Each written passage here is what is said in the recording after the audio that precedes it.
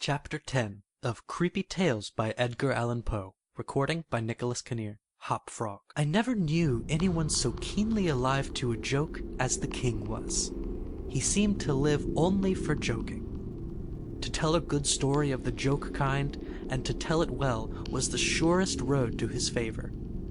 Thus it happened that his 7 ministers were all noted for their accomplishments as jokers.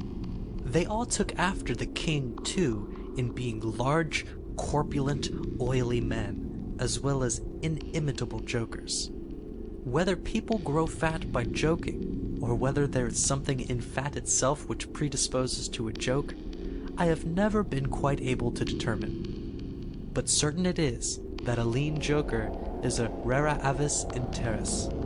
About the refinements, or, as he called them, the ghost of wit, the king troubled himself very little.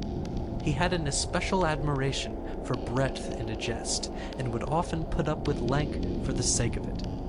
Over niceties wearied him.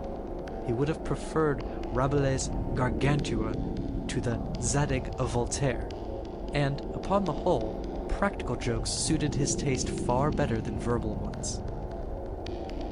At the date of my narrative, professing jesters had not altogether gone out of fashion at court. Several of the great continental powers still retained their fools, who wore motley with caps and bells, and who were expected to be always ready with sharp witticisms at a moment's notice in consideration of the crumbs that fell from the royal table. Our king, as a matter of course, retained his fool. The fact is, he required something in the way of folly, if only to counterbalance the heavy wisdom of the 7 wise men who were his ministers, not to mention himself. His fool, or professional jester, was not only a fool, however. His value was trebled in the eyes of the king by the fact of his also being a dwarf and a cripple. Dwarfs were as common at court in those days as fools, and many monarchs would have found it difficult to get through their days are rather long at court than elsewhere, without both a jester to laugh with and a dwarf to laugh at. But, as I have already observed, your jesters, in 99 cases out of 100, are fat, round, and unwieldy, so that it was no small source of self-gratulation with our king that, in Hop Frog, this was the fool's name, he possessed a triplicate treasure in one person. I believe the name Hop Frog was not that given to the dwarf by his sponsors at baptism, but it was conferred upon him by general consent of the several ministers, on account of his inability to walk as other men do. In fact, Hop Frog could only get along by a sort of interjectional gait, something between a leap and a wriggle, a movement that afforded illimitable amusement, and of course consolation, to the king, for, notwithstanding the protuberance of his stomach and a constitutional swelling of the head, the king, by his whole court, was accounted a capital figure. But although Hop Frog, through the distortion of his legs, could move only with great pain and difficulty along a road or floor, the prodigious muscular power which nature seemed to have bestowed upon his arms by way of compensation for deficiency in the lower limbs, enabled him to perform many feats of wonderful dexterity where trees or ropes were in question, or anything else to climb. At such exercises he certainly much more resembled a squirrel or a small monkey than a frog. I am not able to say with precision from what country Hop Frog originally came. It was from some barbarous region, however, that no person ever heard of, a vast distance from the court of our king. Hop Frog and a young girl, very little less dwarfish than himself, although of exquisite proportions and a marvelous dancer, had been forcibly carried off from their respective homes in adjoining provinces, and sent as presents to the king by one of his ever-victorious generals. Under these circumstances, it is not to be wondered at that a close intimacy arose between the 2 little captives.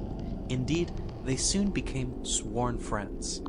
Hop Frog, who, although he made a great deal of sport, was by no means popular, had it not in his power to render Trippetta many services, but she, on account of her grace and exquisite beauty, although a dwarf, was universally admired and petted, so she possessed much influence, and never failed to use it whenever she could for the benefit of Hopfrog. On some grand state occasion, I forgot what, the king determined to have a masquerade, and whenever a masquerade or anything of that kind occurred at our court, then the talents both of Hopfrog and Trippetta were sure to be called into play.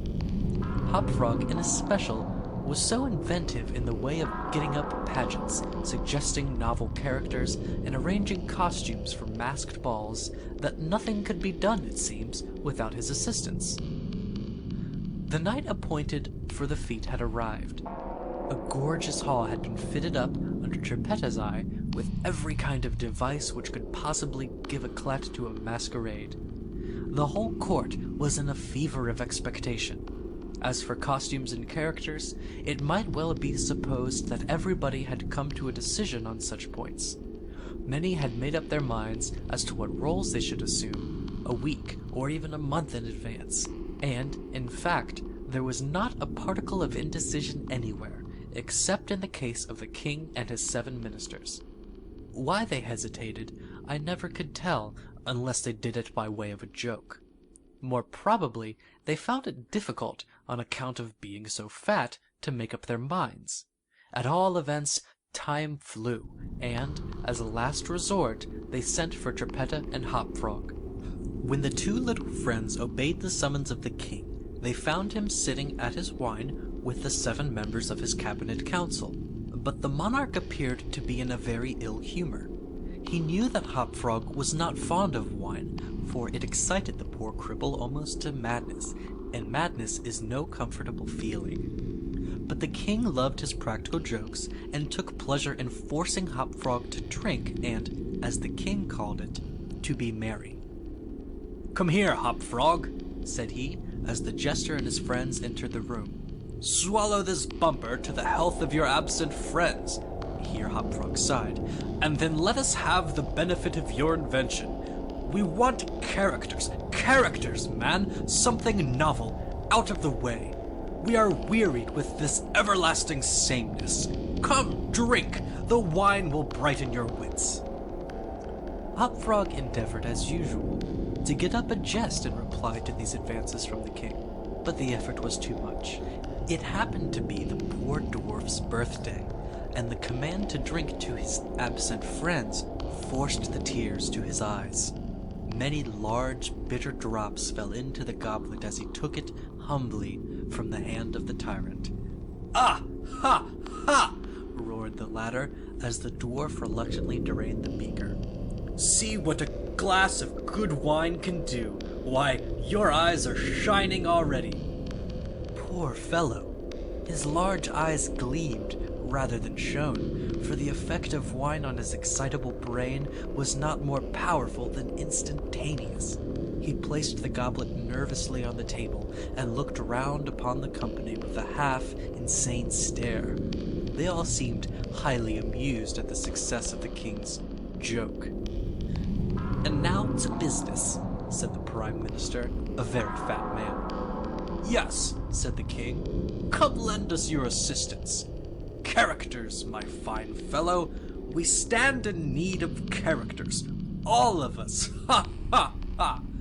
And, as this was seriously meant for a joke, his laugh was chorused by the 7. Hopfrog also laughed, although feebly and somewhat vacantly. "Come, come," said the king impatiently. "Have you nothing to suggest?" "I am endeavoring to think of something novel," replied the dwarf, abstractedly, for he was quite bewildered by the wine. "Endeavoring!" cried the tyrant fiercely. "What do you mean by that? Ah, I perceive. You are sulky and want more wine. Here, drink this!" And he poured out another gobletful and offered it to the cripple, who merely gazed at it, gasping for breath.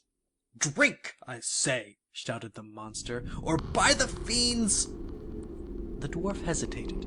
The king grew purple with rage. The courtiers smirked. Trippetta, pale as a corpse, advanced to the monarch's seat and, falling on her knees before him, implored him to spare her friend. The tyrant regarded her for some moments in evident wonder at her audacity. He seemed quite at a loss what to do or say, how most becomingly to express his indignation. At last, without uttering a syllable, he pushed her violently from him and threw the contents of the brimming goblet in her face. The poor girl got up the best she could and, not daring even to sigh, resumed her position at the foot of the table. There was a dead silence for about half a minute, during which the falling of a leaf or of a feather might have been heard. It was interrupted by a low but harsh and protracted grating sound, which seemed to come at once from every corner of the room. What are you making that noise for?" demanded the king, turning furiously to the dwarf. The latter seemed to have recovered in great measure from his intoxication, and looking fixedly but quietly into the tyrant's face, merely ejaculated, I? How could it have been me?" "The sound appeared to come from without," observed one of the courtiers. "I fancy it was the parrot at the window, wetting his bill upon his cage wires." "True," replied the monarch, as if much relieved by the suggestion. "But, on the honor of a knight, I could have sworn that it was the gritting of this vagabond's teeth." Hereupon the dwarf laughed. The king was too confirmed a joker to object to anyone's laughing, and displayed a set of large, powerful, and very repulsive teeth. Moreover, he avowed his perfect willingness to swallow as much wine as desired. The monarch was pacified, and having drained another bumper, with no very perceptible ill effect, Hopfrog entered at once and with spirit into the plans for the masquerade. "I cannot tell what was the association of idea," observed he, very tranquilly, as if he had never tasted wine in his life. "But just after your majesty had struck the girl and thrown the wine in her face, just after your majesty had done this, and while the parrot was making that odd noise outside the window, there came into my mind a capital diversion, one of my own country frolics, often enacted among us at our masquerades. But here it will be new altogether. Unfortunately, however, it requires a company of 8 persons, and—" "Here we are!" cried the king, laughing at his acute discovery of the coincidence. "8 to a fraction, I and my 7 ministers. Come, what is the diversion?" "We call it," replied the cripple, "the 8 Chained Ourangoutangs, and it really is excellent sport if well enacted." "We will enact it," remarked the king, drawing himself up and lowering his eyelids. "The beauty of the game," continued Hopfrog, "lies in the fright it occasions among the women." "Capital!" roared in chorus the monarch and his ministry. "I will equip you as orangutans," proceeded the dwarf. "Leave all that to me. The resemblance shall be so striking that the company of masqueraders will take you for real beasts, and of course they will be as much terrified as astonished." "Oh, this is quite exquisite!" exclaimed the king. "Hopfrog, I will make a man of you." "The chains are for the purpose of increasing the confusion by their jangling. You are supposed to have escaped en masse from your keepers. Your majesty cannot conceive the effect produced at a masquerade by 8 chained orangutans, imagined to be real ones by most of the company, and rushing in with savage cries among the crowd of delicately and gorgeously habited men and women. The contrast is inimitable." "It must be," said the king, and the council arose hurriedly, as it was growing late, to put in execution the scheme of Hopfrog. His mode of equipping the party as orangutans was very simple, but effective enough for his purposes. The animals in question had, at the epoch of my story, very rarely been seen in any part of the civilized world, and as the imitations made by the dwarf were sufficiently beast-like and more than sufficiently hideous, their truthfulness to nature was thus thought to be secured. The king and his ministers were first encased in tight-fitting stockinette shirts and drawers. They were then saturated with tar. At this stage of the process, someone of the party suggested feathers, but the suggestion was at once overruled by the dwarf, who soon convinced the eight, by ocular demonstration, that the hair of such a brute as the orangutan was much more efficiently represented by flue. A thick coating of the latter was accordingly plastered upon the coating of tar. A long chain was now procured. First, it was passed about the waist of the king and tied, then about another of the party and also tied, then about all successively in the same manner. When this chaining arrangement was complete, and the party stood as far apart from each other as possible, they formed a circle, and to make all things appear natural, Hop Frog passed the residue of the chain in two diameters at right angles across the circle, after the fashion adopted at the present day by those who captured chimpanzees or other large apes in Borneo. The grand saloon in which the masquerade was to take place was a circular room, very lofty, and receiving the light of the sun only through a single window at top. At night, the season for which the apartment was especially designed, it was illuminated principally by a large chandelier, depending by a chain from the center of the skylight, and lowered or elevated by means of a counterbalance as usual, but, in order not to look unsightly, this latter passed outside the cupola and over the roof. The arrangements of the room had been left to Trippetta's superintendence, but in some particulars, it seems, she had been guided by the calmer judgment of her friend the dwarf. At his suggestion, it was that on this occasion the chandelier was removed. Its waxen drippings, which, in weather so warm it was quite impossible to prevent, would have been seriously detrimental to the rich dresses of the guests, who, on account of the crowded state of the saloon, could not all be expected to keep from out its center, that is to say, from under the chandelier. Additional sconces were set in various parts of the hall, out of the war, and a flambeau emitting a sweet odor was placed in the right hand of each of the caryatides that stood against the wall, some 50 or 60 altogether. The 8 orangutans, taking Hop Frog's advice, waited patiently until midnight, when the room was thoroughly filled with masqueraders, before making their appearance. No sooner had the clocks ceased striking, however, than they rushed, or rather rolled, in, all together, for the impediments of their chains caused most of the party to fall, and all to stumble as they entered. The excitement among the masqueraders was prodigious, and filled the heart of the king with glee. As had been anticipated, there were not a few of the guests who supposed the ferocious-looking creatures to be beasts of some kind in reality, if not precisely orangutans. Many of the women swooned with affright, and had not the king taken the precaution to exclude all weapons from the saloon, his party might soon have expiated their frolic in their blood. As it was, a general rush was made for the doors, but the king had ordered them to be locked immediately upon his entrance, and, at the dwarf's suggestion, the keys had been deposited with him.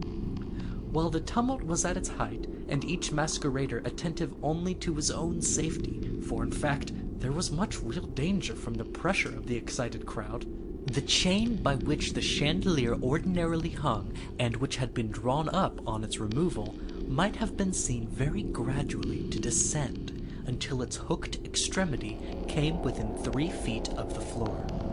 Soon after this, the king and his 7 friends, having reeled about the hall in all directions, found themselves at length in its center, and, of course, in immediate contact with the chain. While they were thus situated, the dwarf, who had followed noiselessly at their heels, inciting them to keep up the commotion, took hold of their own chain at the intersection of the 2 portions which crossed the circle diametrically and at right angles.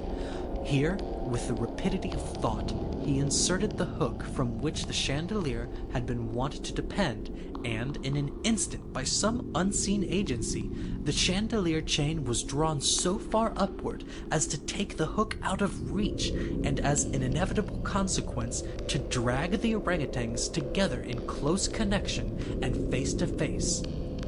The masqueraders, by this time, had recovered in some measure from their alarm, and, beginning to regard the whole matter as a well-contrived pleasantry, set up a loud shout of laughter at the predicament of the apes. "Leave them to me!" now screamed Hop Frog, his shrill voice making itself easily heard through all the din. "Leave them to me! I fancy I know them. If I can only get a good look at them, I can soon tell who they are." Here, scrambling over the heads of the crowd, he managed to get to the wall, when, seizing a flambeau from one of the caryatides, he returned as he went to the center of the room, leaping with the agility of a monkey upon the king's head, and thence clambered a few feet up the chain, holding down the torch to examine the group of orangutans, and still screaming, "I shall soon find out who they are." And now, while the whole assembly, the apes included, were convulsed with laughter, the jester suddenly uttered a shrill whistle, when the chain flew violently up for about 30 feet, dragging with it the dismayed and struggling orangutans, and leaving them suspended in midair between the skylight and the floor. Hop Frog, clinging to the chain as it rose, still maintained his relative position in respect to the 8 maskers, and still, as if nothing were the matter, continued to thrust his torch down toward them, as though endeavoring to discover who they were. So thoroughly astonished was the whole company at this ascent that a dead silence of about a minute's duration ensued. It was broken by such a low, harsh, grating sound as had before attracted the attention of the king and his counselors when the former threw the wine in the face of Trippetta. But on the present occasion there could be no question as to whence the sound issued. It came from the fang-like teeth of the dwarf, who ground them and gnashed them as he foamed at the mouth and glared with an expression of maniacal rage into the upturned countenances of the king and his 7 companions. "Aha!" said at length the infuriated jester. "Aha! I begin to see who these people are now." Here, pretending to scrutinize the king more closely, he held the flambeau to the flaxen coat which enveloped him, and which instantly burst into a sheet of vivid flame. In less than half a minute, the whole 8 orangutans were blazing fiercely amid the shrieks of the multitude who gazed at them from below, horror-stricken, and without the power to render them the slightest assistance. At length, the flames, suddenly increasing in virulence, forced the jester to climb higher up the chain, to be out of their reach, and, as he made this movement, the crowd again sank for a brief instant into silence. The dwarf seized the opportunity and once more spoke. "I now see distinctly," he said, "what manner of people these maskers are. They are a great king and his 7 privy councillors, a king who does not scruple to strike a defenseless girl, and his 7 councillors who abet him in this outrage. As for myself, I am simply Hop Frog the jester, and this is my last jest." Owing to the high combustibility of both the flax and the tar to which it adhered, the dwarf had scarcely made an end of his brief speech before the work of vengeance was complete. The 8 corpses swung in their chains, a fetid, blackened, hideous, and indistinguishable mass. The cripple hurled his torch at them, clambered leisurely to the ceiling, and disappeared through the skylight. It is supposed that Trippetta, stationed on the roof of the saloon, had been the accomplice of her friend in this fiery revenge, and that, together, they effected their escape to their own country, for neither was seen again. End of Hop Frog. Recording by Nicholas Kinnear, Dayton, Ohio.